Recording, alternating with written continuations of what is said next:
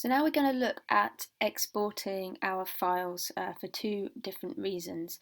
So the first way I want to export my file is if I am going to print it. Now, of course, how big you need it really depends on how big you're going to print it. Now, I know that my files from my camera, the maximum can come in at 4,800 pixels. What I normally do for large file sizes, I normally export them at 4,000 pixels on the long edge.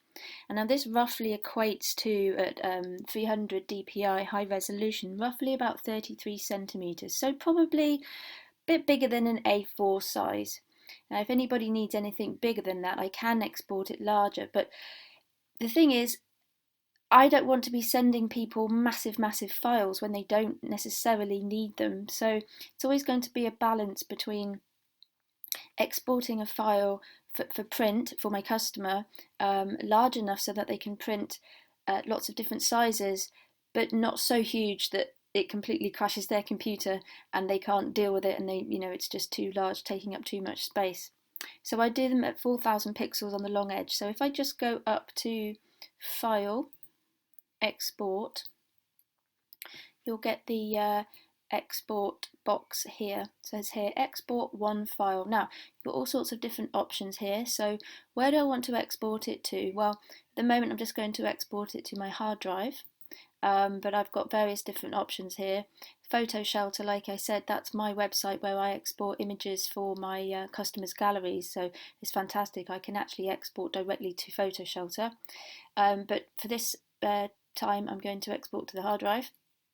Now underneath that it says, well, exactly where on the hard drive do you want to export to? And this is the thing, you've got loads of different options, a specific folder, desktop, documents, whole, blah blah blah. I'm just going to export it to the desktop. I could put it in a subfolder if I wanted to. I'm not going to bother, let's not do that. Existing files, don't need to do anything with that. Okay, let's close that. File naming. Now what I tend to do is when I'm exporting a big gallery of pictures, I will change the name and then I'll have it in a sequence. So let's say Barney 1, Barney 2, Barney 3, Barney 4. And that's really handy and it does it all for me. But this time I'm only exporting one file, so what I'm going to do, it doesn't really matter. I quite like, let's just stick to this custom name sequence because that's what I use all the time. So I'm just going to put print, and then it's going to start with the number 1. Video, I don't need to do anything to. File settings, I send my files to print as a JPEG. I'm going to have the quality at 100%, the colour space sRGB. Now here, this is the important bit. So I need to resize this image to whatever I want it to be. Now remember, I know that my file sizes that came in from my camera at maximum with about 4,800 pixels. I can't really make them much bigger than that. But in this case, I'm going to make it slightly smaller because I only really want, let's say, a size of kind of A4 at high resolution. And I know that 4,000 pixels is roughly that.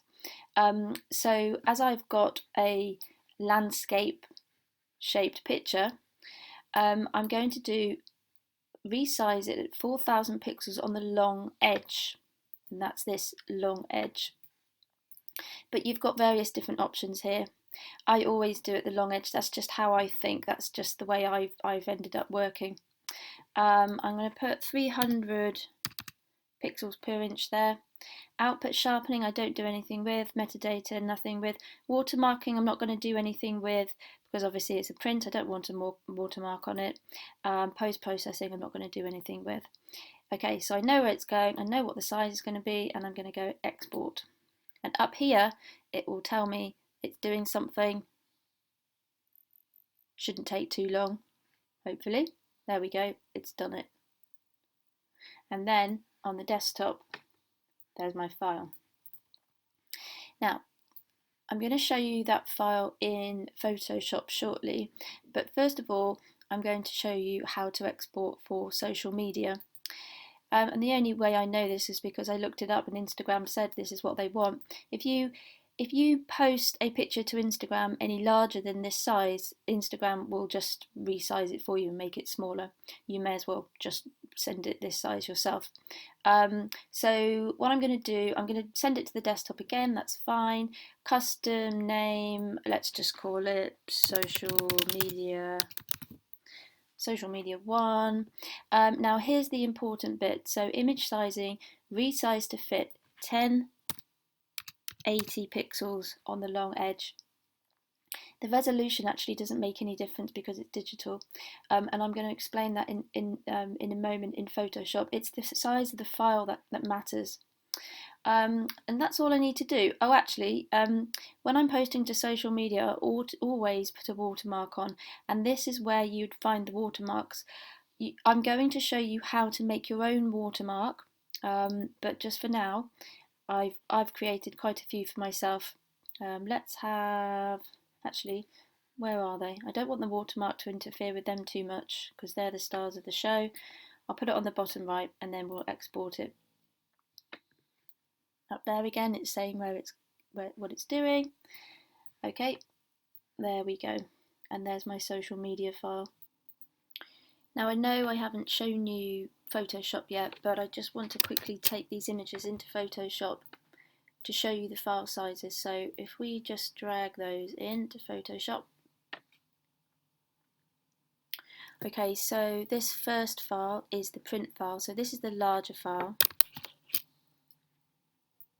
And if I go up to image size, now here's where it will show me the size, 4000 pixels on the long edge, very good, 300 resolution, fine. That's great, that's exactly how I want it. Let's cancel that. And then if we go over to the social media one, there it is with my logo, image size, there you go, it's a lot smaller. It's gone from about 30 odd megabytes to 2, and that's the point. You don't want to be posting large images to Instagram because they're just going to resize them anyway, and you may as well just post the right size. So it's 1080 pixels on the long edge. Okay, and just one last thing I wanted to help you to understand about Lightroom. It's really important that you understand you don't save images. So all the things that you do in Lightroom, they will stay like that unless you change them or you reset. It's saved, but it's not the original image hasn't been altered. You need to export images from Lightroom and create a new file. So the original file of this image is still the same. It's still exactly the same. It's in the same place, it's still the raw file, still in the same folder. I've just exported a new file, well, 2 new files, one for print, one for social media. So it's very important to understand that concept of, it's not, your settings are saved, yes, but the original image itself hasn't altered, it's not been saved, you have to export. So I hope that makes sense because that's a really important concept to get your head around.